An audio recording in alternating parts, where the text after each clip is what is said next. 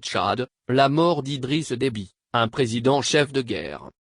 Les rebelles du FACT progressant en territoire tchadien, Idriss Déby Itno a décidé de monter au front, le 17 avril 2021, contre l'avis de ses proches et de sa famille.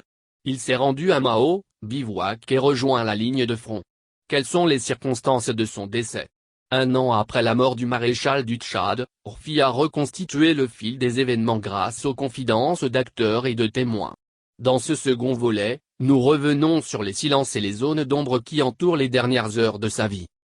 Cela peut paraître insensé, incroyable qu'un chef d'État, à notre époque, meure au front. Pourtant, c'est bien la simple vérité. Dans le canapé noir d'un bureau rénové à l'occasion de la transition, un ancien conseiller d'Idriss Déby, 40 années de politique tchadienne au compteur, évacue d'emblée toute théorie alternative. Comme de nombreux dignitaires rencontrés récemment à N'Djamena, il ne croit pas à toute autre thèse que l'officielle. Mourir au combat, c'est d'ailleurs ce que Déby aurait voulu, il le répétait assez souvent à ses interlocuteurs, renchérit un membre du conseil militaire de transition, qui y voit une forme de mektoub, de fatalité du destin, celui qui est mort, et nous sommes tous entre les mains de Dieu.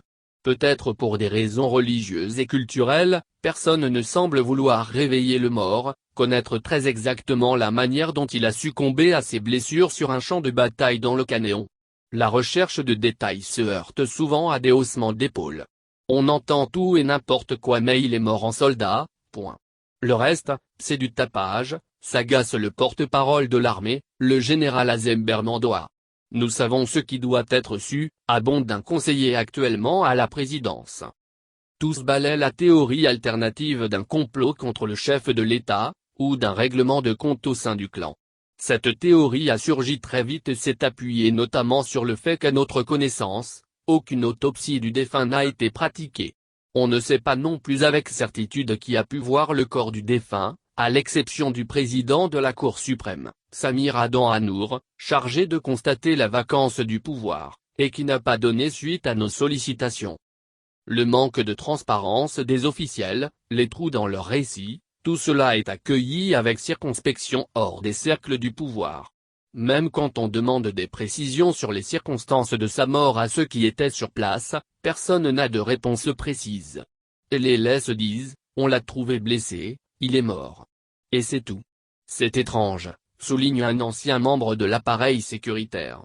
Chacun, des leaders politiques de l'opposition au Tchadien lambda, assure ne pas croire à la parole officielle sans aucune crédibilité, se demande à qui profite le crime, tout en n'ayant aucun élément permettant d'accréditer une autre version.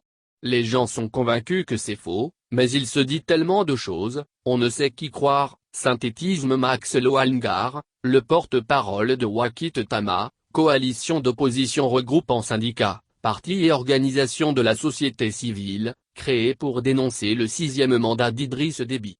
À l'instar des opposants Succès Masra ou Yaya Dio, il demande toujours une enquête réellement indépendante. Comme l'avait fait l'an dernier l'Union africaine.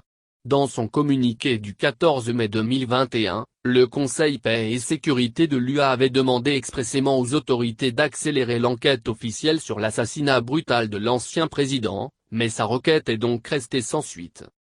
À moins que son dentiste lui ait collé une puce sous la molaire, il est impossible qu'on ait monté un complot contre lui. Que répond le pouvoir?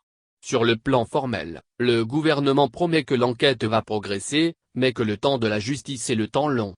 Selon nos informations, les magistrats ont mis des pièces sous scellés, y compris le véhicule dans lequel se serait trouvé Idriss Déby au moment du combat. Pourquoi n'y a-t-il pas eu d'autopsie? Une autopsie est nécessaire quand on ne sait pas pour quelle raison la personne est morte. Mais Idriss Déby, on sait, il a été tué au combat au milieu de ses troupes, tranche un membre du gouvernement. Sur le fond, un dirigeant politique de premier plan argumente, si quelqu'un l'avait tué, il aurait à son tour été tué, il y aurait eu règlement de compte, ça n'aurait pas pu être étouffé.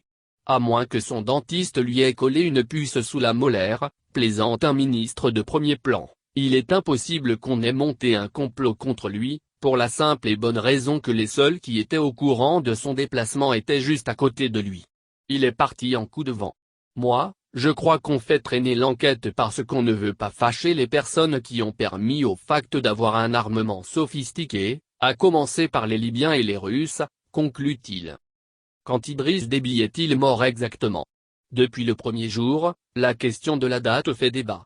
Selon la version officielle, c'est le lundi 19 à l'aube qu'il aurait été touché, avant de succomber plus tard à ses blessures. Une version qu'a soutenue son fils, le chef de la transition, Mahamat Idriss Déby, à Jeune Afrique, fin juin 2021. Il y précise avoir appris le décès en fin de journée après avoir été rappelé à la capitale.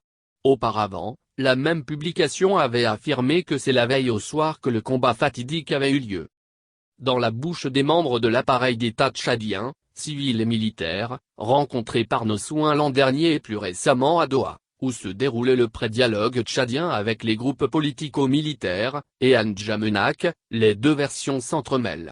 Des membres du CMT s'attachent à la date du lundi 19 avril. Pourtant, des ministres et des proches de l'ancien président confessent que les événements ayant abouti au décès du président ont eu lieu le dimanche soir. C'est aussi ce qu'affirment des membres influents de la communauté Zaghawa, celle de la famille Déby, sur la base des témoignages de personnes présentes sur place, la garde présidentielle étant une unité quasi réservée aux membres de ce clan. Des témoignages certes indirects, mais qui en recoupent d'autres relayés auprès de nous par des personnalités de premier plan du régime, dès la fin avril 2021. Pourquoi cette confusion? Il faut se mettre à leur place. C'était la guerre, avance un ancien rebelle, il fallait peut-être rester discret dans un premier temps, préserver le moral des troupes. La preuve, même Mahamat n'a pas été informé tout de suite, et a continué à combattre alors que son père avait été touché, précise un haut responsable de l'appareil sécuritaire.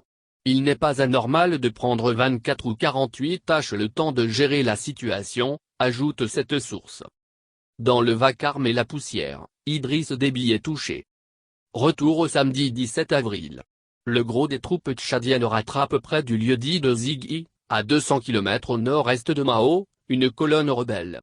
Ces 2000 hommes environ sont sous le commandement de Mahamat Idriss Déby, patron de la garde présidentielle, et du chef d'état-major, le général Da. La colonne rebelle essuie le feu nourri des loyalistes. Le Fact parle d'un enlisement dans des sables mouvants d'une soixantaine de ces véhicules, qui les auraient isolés.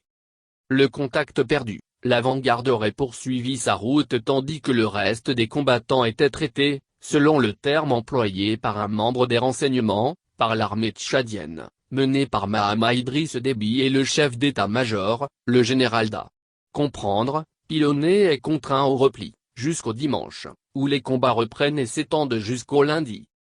Fort d'armes récupérées en Libye au cours de services rendus au maréchal Haftar, notamment des canons anti-aériens et anti-chars K23 mm, mortiers de 120 mm, mitrailleuses de 14,5 mm, selon un inventaire donné a posteriori par l'armée tchadienne. Les rebelles ouvrent le feu à une distance de plusieurs kilomètres sur ce détachement, touchent des véhicules à l'avant du convoi, le contraignent à s'arrêter pour riposter.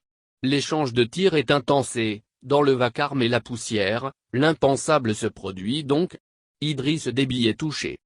Alors chef de la force française Barkhane N'Djamena, le général Marc Conriou se souvient aujourd'hui, j'ai été prévenu de son décès par des membres de l'état-major tchadien.